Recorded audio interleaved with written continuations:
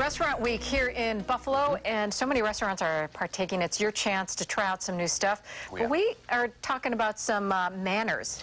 That's right. You know, when it comes to pay the check, who pays for the check? Or how do you divide it up? Or what do you do in that situation? It's always a little awkward. So we went to modernmannersguy.com, I believe, website. You have to make sure you're covered. So here's one of the situations right now. That's right. Our first one, it involves if you go out with a group of people. You should always expect to pay for your portion of the bill.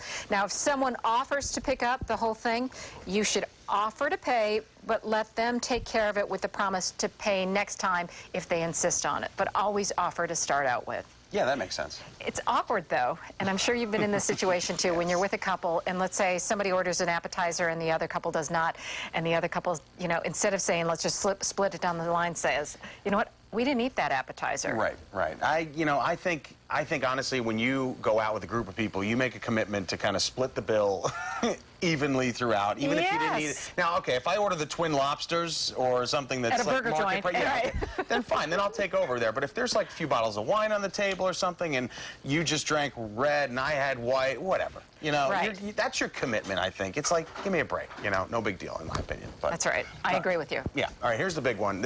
We've all run into this situation. You're on a date, right? So the age-old question: does the guy always have to pay? I know from my experiences, I would always offer to pay at first, and about half the time, I would be taken up on that offer, and then the other half, the other party with me would be like, oh, let's split it. Or you had an interesting. Yeah, you know what? I always like to pay if it's a first date, or at some point, I like to pay for the dinner, just because I feel like then I don't feel obligated to my date, whether it's to go out on another time or to do anything. And I was just sharing, I was telling you guys that on my husband and my first date, we went skating, and he took care of, like, our drinks and beforehand. So I just thought, you know what, I'll take care of dinner. And it was, it was even. And then he paid for the rest of his life.